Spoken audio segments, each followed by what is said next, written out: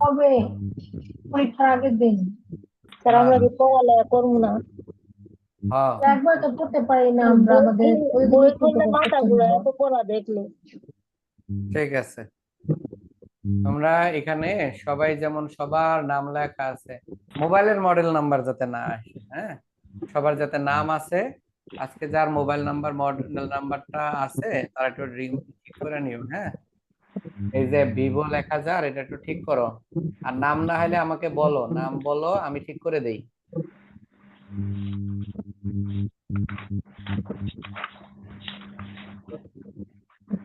তার মোবাইল থেকে জানি ভাইব্রেশনের শব্দ হইতেছে। ওটা কারো মোবাইল থেকে, তোমাদের এইখানে কারো মোবাইল থেকে।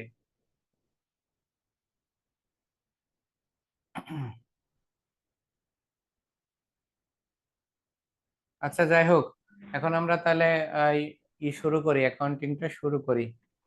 ছোট একটা অঙ্ক দিয়েও শিখাই আজকে, ছোট অঙ্ক করাই প্রয়োজনে একটা, যেহেতু অনেক বাইজা গেছে তো।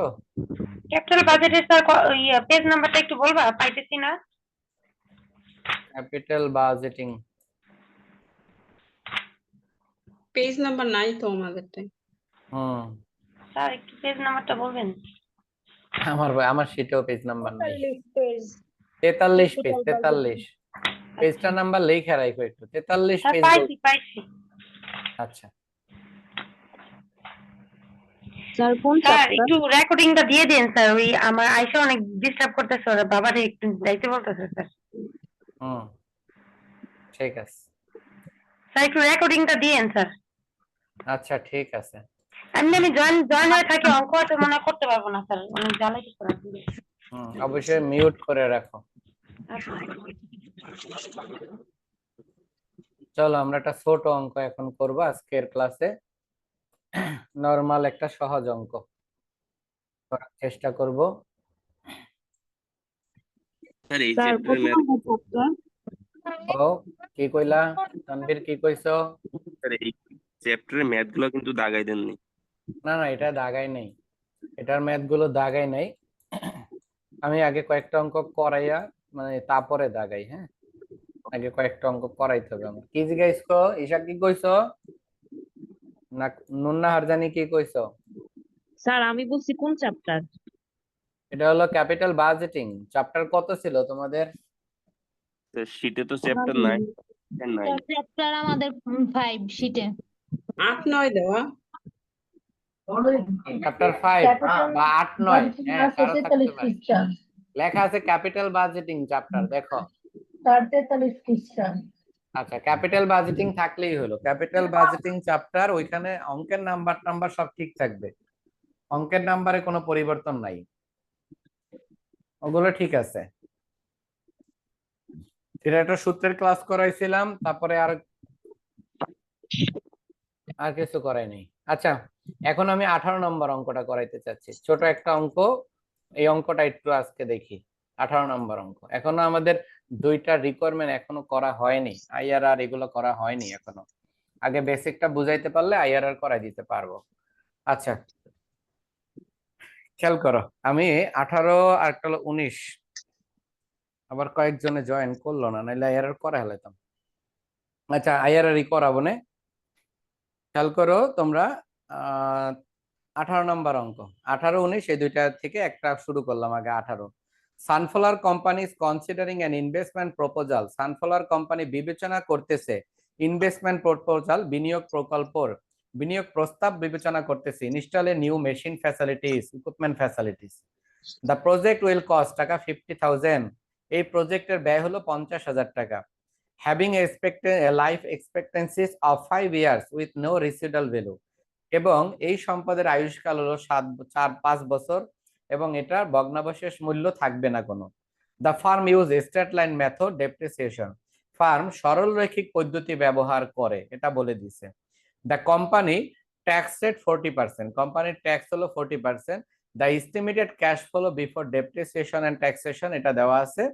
সিএফবিটির পরিমাণ আর এস ফলোস। ইয়ার 1 থেকে 5 পর্যন্ত সিএফবিটি পিবি ফ্যাক্টর, একটা দেখো মান বের করে দেওয়া আছে পিবি ফ্যাক্টর। গত ক্লাসে আমি তোমাদেরকে পিবি ফ্যাক্টর বের করে অঙ্ক শিখাইছিলাম, আর আজকের অঙ্কে আমরা যেটা পাচ্ছি যে পিবি ফ্যাক্টর প্রশ্নে দেয়া আছে। হ্যাঁ, পিবি ফ্যাক্টরটা প্রশ্নে দেয়া আছে, বিভিন্ন মান বের করে দেওয়া আছে। এই মানটা যেহেতু বের করে দেওয়া আছে, আমাদেরকে আর পিবি ফ্যাক্টরের পিছনে দৌড়াইতে হবে না। Calculate the net present value, net present value by করো of the following company 10% discount rate. এখন দেখো এই যে 10% ডিসকাউন্ট রেট, এটাই হলো পিবি ফ্যাক্টর, আর এই মানটা প্রশ্নে বের করে দিয়ে দিছে। এরপরে বলছে and suggest whether the investment is acceptable or not. জিজ্ঞেস করছে, আমাদেরকে পরামর্শ চাইছে যে আমরা তাদেরকে পরামর্শ দিব আমি কি এই বিনিয়োগটা করব কি করব না, অর্থাৎ এই সম্পদটা ক্রয় করব কি করব না। এই হলো তথ্য দেওয়া আছে। চলো তাহলে শুরু করলাম। অঙ্ক নাম্বার 18, এনসিএ 18, ওইনো অ্যানুয়াল ডেপ্রিসিয়েশন। অ্যানুয়াল ডেপ্রিসিয়েশনের সূত্র হলো cost minus salvage value divided life, life মানে ইউজফুল লাইফ। এই অঙ্কে কস্ট 50,000, স্যালভেজ ভ্যালু নাই, লাইফ হলো 5 বছর, এটার অ্যান্সার হলো 10,000 টাকা। এটার অ্যান্সার 10,000।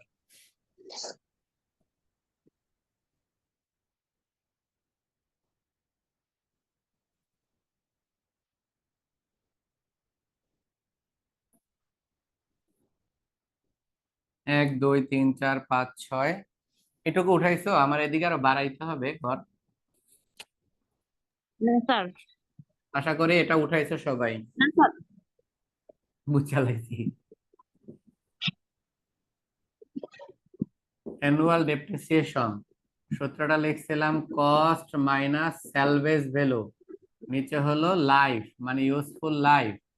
এটার আয়ুষ্কাল 50,000 সম্পদের দাম, আয়ুষ্কাল 5 বছর, অ্যান্সার 10,000 টাকা। 1, 2, 3, 4, 5, 6,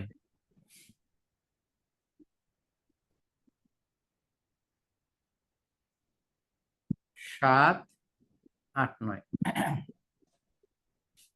5 বছর। 1,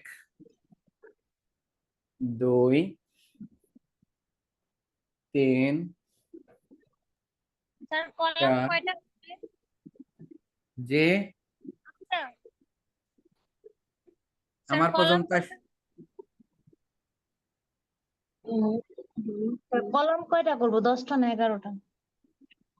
দেখো আমি আর 9টা করছি, মানে 1, 2, 3, 4, 5, 6, 7, 8, 9টা করছি, 9টা।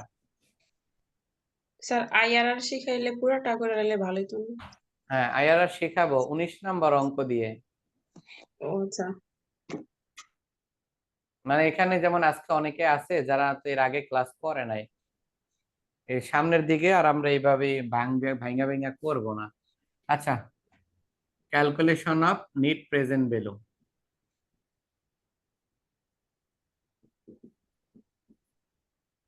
নেট প্রেজেন্ট ভ্যালু, আজকে যারা নতুন তারাও একটু মনোযোগ দিয়ে করো, এটা করলে তো অনেক কিছু শিখতে পারবো। প্রথমে ইয়ার 1, 2, 3, 4, 5, এই অঙ্কের আয়ুষ্কাল 5 বছর, ইয়ার গুলো লিখলাম 5 বছর। তারপরের ঘরটার নাম হলো সিএফবিটি। সিএফবিটি এটা প্রশ্নে দেয়া আছে। প্রথমটা 12,000, তারপরেরটা 14,000, তারপরে 16,000, তারপরে 18,000, পরেরটা হলো 20,000। সিএফবিটি দ্বিতীয় ঘরটা। পরের ঘরটার নাম হলো ডেপ্রিসিয়েশন, ডিপিটি লেখা ফুল স্টপ লিখছি। ডেপ্রিসিয়েশন এই যে বের করছি আমরা 10,000, তাহলে এখানে আমরা লিখবো ডেপ্রিসিয়েশন 10,000।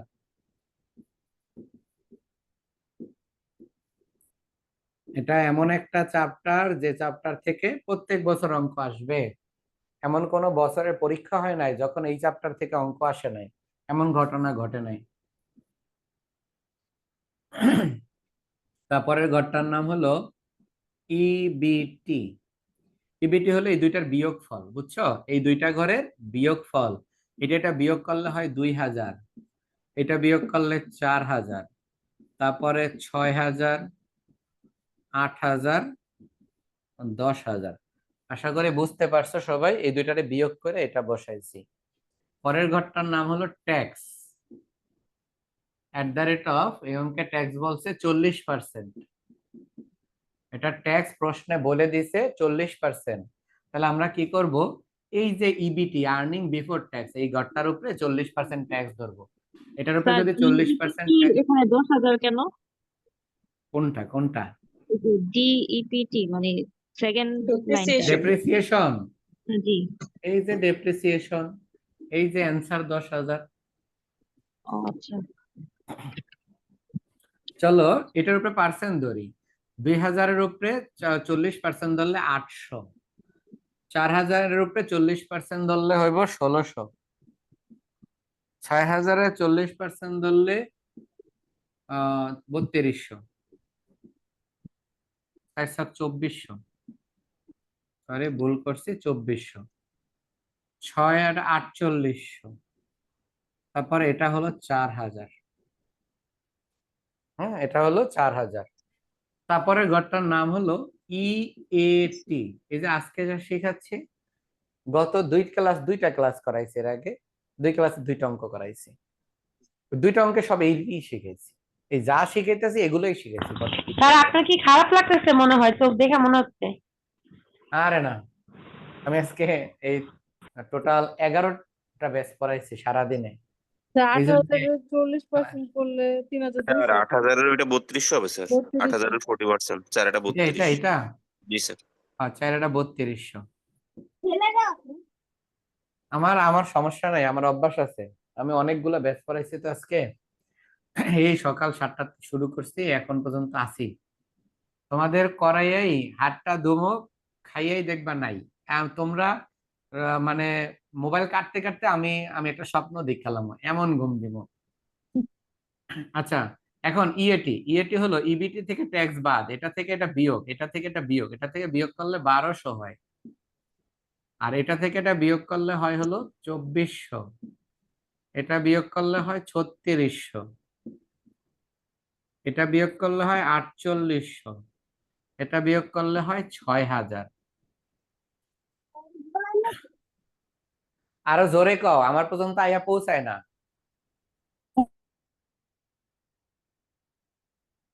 তার মানে কেউ কিছু জিজ্ঞেস করো নাই। আচ্ছা, এরপরে এই ঘরটার নাম হলো সিএফএটি। আচ্ছা, সিএফএটি ভদ্রলোকটা হলো এই ভদ্রলোক আর এই ভদ্রলোকের যোগফল।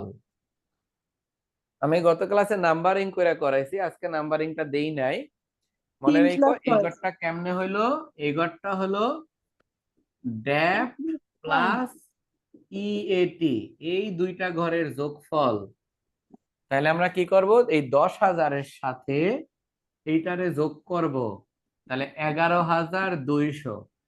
এই 10,000-এর সাথে 2,400 যোগ করব, 12,400।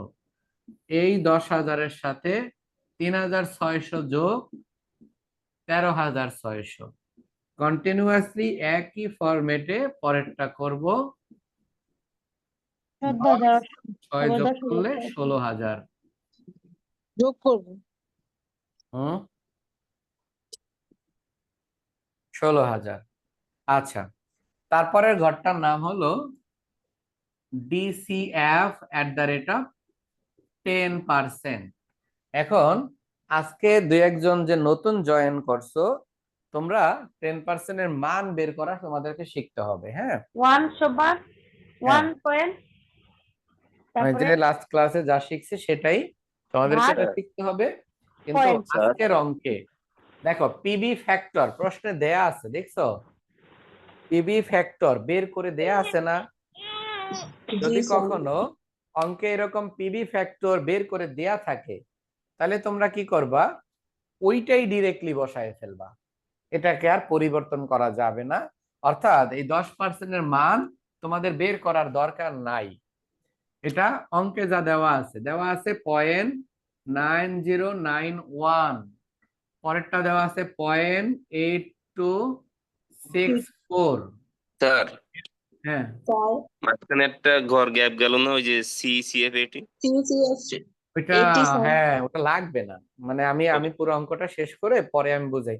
মানে আমি তো দুইটা অঙ্ক জাস্ট সব রিকোয়ারমেন্ট করার জন্য উদ্দেশ্যেই করছি, তাই না? আজকের হ্যাঁ। অঙ্কটা আমি শুধু যে রিকোয়ারমেন্ট চাইছি শুধু ওই রিকোয়ারমেন্ট, এবং বুঝতে সামনে পারছি। আমি তোমাদেরকে এটা এটা শেখানোর চেষ্টা করব যে আজকে তো আমরা তো মানে 11 কলাম পর্যন্ত অঙ্ক করছি। যেমন আজকে আমি 10 কলাম করলাম। একটা অঙ্ক সর্বনিম্ন 6 কলাম হয়, সর্বোচ্চ 13 কলাম পর্যন্ত হয়। এখন পরীক্ষার হলে আমি তো দেখা কইয়া ফেলতে পারতেছি যে যেমন এই অঙ্কটা 10 কলাম হবে, তুমি কিভাবে পারবা এই জিনিসটা আমার শিখাইতে হবে তোমাকে। অঙ্ক দেখা জি তোমার বুঝতে হবে। তার মানে আমাদেরকে জানতে হবে কোন রিকোয়ারমেন্টের জন্য কোন কলামটা লাগে, তাইলে আমি অঙ্ক শিখতে পারবো। এই পারপাসটাই আমি সামনে তোমাদেরকে ক্লিয়ার করবো ইনশাল্লাহ। তো এই মানটা আমাদেরকে দেয়া আছে, এটা হলো 1 3, তারপরে আছে হলো 6 8 3 3 0, তারপরে আছে হলো 6 2 0 9, এরকম দেওয়া আছে। এখন আমাদের এই মানটা বের করার জন্য টপিকস অঙ্কে এখানে মানটা দেয়া আছে, অনেক সময় দেয়া থাকবে না। যারা আজকে প্রথম জয়েন করছো তাদেরকে আমি আরেকবার বলি, যদি কখনো পিভি ফ্যাক্টর বের করতে বলে, পিভি ফ্যাক্টর, হ্যাঁ, যদি বলি যে তোমরা আমার পিভি ফ্যাক্টরের মান বের করে দেখাও 10%, 15%, 12%, 25%, 20% বা 25% বা 5%, অর্থাৎ যে কোনো পার্সেন্টের মান বের করে দেখাও, যদি আমি কখনো এরকম বলি, তাহলে তোমরা এইটা মনে রাখবা। পিভি ফ্যাক্টর বের করার জন্য তোমরা যে কাজটা করবা সেটা হলো, খেয়াল করো, 1, তারপরে সমান, তারপরে ভাগ, তারপরে 1, এরপরে পয়েন্ট, এটুকু মুখস্থ রাখো। এখন যারা নতুন তারা একটু ক্যালকুলেটরটা আমার সাথে নেও, আমার সাথে একটু ক্যালকুলেটরটা ব্যবহার করো সামনে, আর যাতে তোমাদেরকে এটা শিখাইতে না হয়। হ্যাঁ, তাহলে এইটা মুখস্থ রাখো কিন্তু। 1 মনে রাখো, 1, তারপরে সমান সাইন, তারপরে ভাগ, তারপরে 1, তারপরে পয়েন্ট, এটুকু মুখস্থ। এখন আমাদের কয় পার্সেন্ট বের করব? 10%। তাহলে আমি এখানে লিখবো 10। হ্যাঁ, 10 লিখবো। তাহলে আমি ক্যালকুলেটরে এখন তোমাদের সাথে আমি উঠাই, খেয়াল করো, আমি 10% বের করে বুঝাচ্ছি। তাহলে প্রথমে 1, এই যে ক্যালকুলেটরে 1, তারপরে সমান সাইন, এই যে সমান, তারপরে ভাগ সাইন, এরপরে ভাগ, তারপরে 1 পয়েন্ট, 1 পয়েন্ট, এখন 10, এই যে 10%, তাই 10 লিখলাম। 20 হইলে 20, এখন সমান দিলে দেখো এই মানটা আইছে। হ্যাঁ, আবার সমান দাও, দেখো পরের মানটা আইছে, আবার সমান দাও পরের মানটা, এরকম সমান দিতে থাকো, দেখো এই মানটা আসছে। যদি কেউ না বুঝে থাকো, অঙ্কে যদি ক্যালকুলেটরে না আসে থাকে, আমাকে জিজ্ঞেস করো। তাহলে আমি কিভাবে বুঝাইছি যে কেমনে কেমনে করবা, 1, তারপরে সমান সাইন, তারপরে ভাগ, তারপরে 1, তারপরে পয়েন্ট। এখন যত পার্সেন্ট বলবে, 10 বললে 10 লিখবা, লেখা সমান দিবা প্রথমটা, আবার সমান দিবা দ্বিতীয়টা, আবার সমান দিবা তৃতীয়টা, আবার সমান দিবা চতুর্থটা, এরকম সমান যতবার দিবা ততবার বের হবে। এখন আমি যদি বলি যে আমাকে 12% বের করে দেখাও, সেম একই রকম, 1, তারপরে সমান, তারপরে ভাগ, তারপরে 1, তারপরে পয়েন্ট। এখন 12 বললে এখানে 12 লিখবো, আবার সমান দিব 1, পরে সমান, আবার সমান, এমন করে দিব। আশা করি তোমরা বুঝছো। যদি কেউ না বুঝো আমাকে কিন্তু অবশ্যই নক দিবা, স্যার আবার বুঝান এবং দেখান, তাহলে আমি ক্যালকুলেটরে বুঝাই দিব। যে কোনো ক্যালকুলেটরের ফাংশনে এভাবে আসবে। এখন আমাদের কাজ হলো শেষের ঘরটা, পিভি, প্রেজেন্ট ভ্যালু। দেখো এই ভদ্র 2 লক্ষে গুণ করো, এগুলারে গুণ করো, এই দুইটারে গুণ, এগুলোকে গুণ করো। 11,200 ইন্টু এত, 12,800 ইন্টু এত, 5 জনে 5টা গুণ করো, তাড়াতাড়ি হয়ে যাব। 5 জনে 5টা গুণ করো। স্যার প্রথমটা 10,182। প্রথমটা বলছো 10,182, জি স্যার। 5 জনে 5টা গুণ।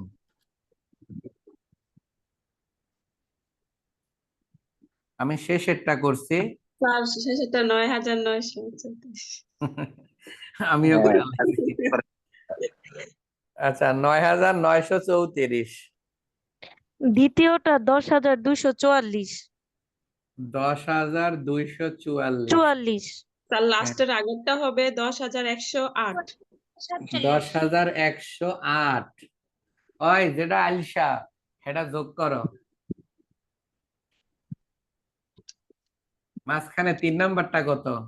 স্যার 10,218। 10,218। চলো আমরা এটার যোগফল নামাই। এই সবগুলার যোগফল এখানে নামাও। আমার 2 নাম্বারটা তো 47 হলো, 10,247। 10,247 হয়েছে? তুমি শিওর ও 3 টাকা মাইরা দিছে?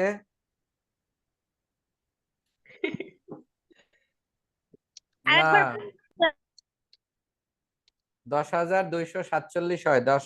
12,400 ইন্টু 0.8264। হ্যাঁ, সত্যি সত্যি ও 2 টাকা মাইরা দিছে, না হলে ও বলছে ঠিক, আমি লিখছি ভুল। 10,247, ঠিক আছে।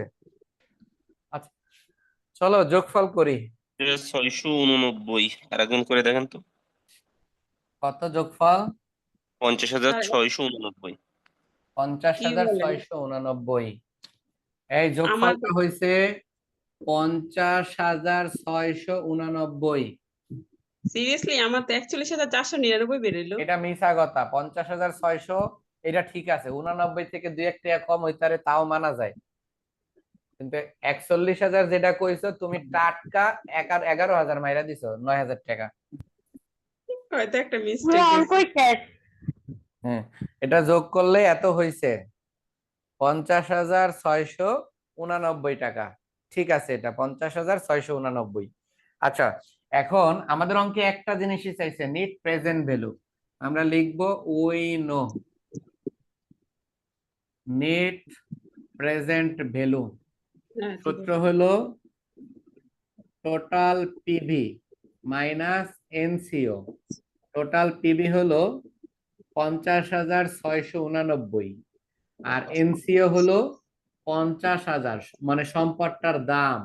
অঙ্কের শুরুতে ছিল কস্ট, এটা বিয়োগ করলে অ্যান্সার আসে হলো 689 টাকা, প্লাসে আসছে POSITIV, পজিটিভ মানে ধনাত্মক। এখন আমাদেরকে জিজ্ঞেস করছে আমরা কি এই প্রকল্পটা, এই ইনভেস্টমেন্টটা অ্যাকসেপ্ট করব কি করব না। মনে রাখবা, এনপিবি দ্বারা যদি কমেন্টস করতে বলে, যদি এনপিবির মান পজিটিভ হয়, প্লাসে হয়, তাহলে গ্রহণ করব, ইনভেস্ট করব। আর যদি নেগেটিভ হয়, মাইনাস হয়, তাহলে ইনভেস্ট করব না।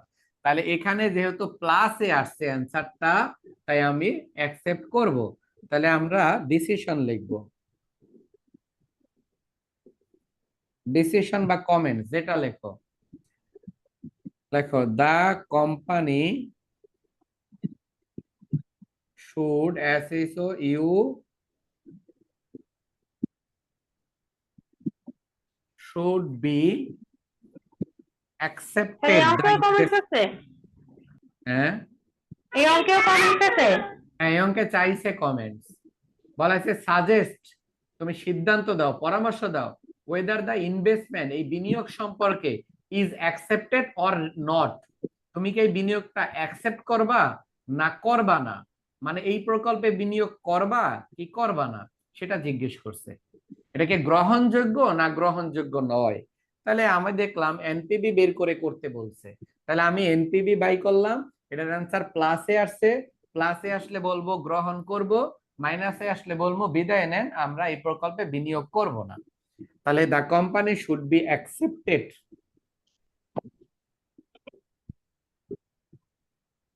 the company should be accepted this investment because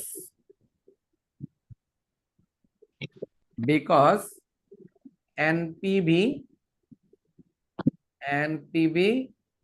at the rate of 10% is positive. The company should be accepted. Company should be accepted. Company গ্রহণ করে this investment, এই বিনিয়োগটাকে গ্রহণ করা উচিত, কারণ এনপিবি 10% হারে এনপিবি ইজ পজিটিভ, ধনাত্মক। ধনাত্মক হলে গ্রহণ করব, ঋণাত্মক হলে গ্রহণ করব না। আমাদের 18 নম্বর অঙ্ক। খতম।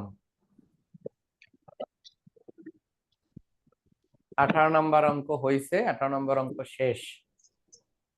স্যার 19 কালকে নেক্সট ক্লাসে করাইলে স্যার এখন আমাদের স্যার আমরা যাই, স্যার 12টা বাজে। আপনাদের ইচ্ছা আছে আরো ক্লাস করার? না না, এই জন্যই তো বললাম। ঠিক আছে, স্যার আমাদের ইটা দিয়ে দিয়েন একটু, ইডা কি? ইউরিন কিটটা, ও ইউরিন। হ্যাঁ হ্যাঁ, ইনশাল্লাহ ইনশাল্লাহ। স্যার ঈদের আগের থেকে ইনশাল্লাহ বলতেছেন।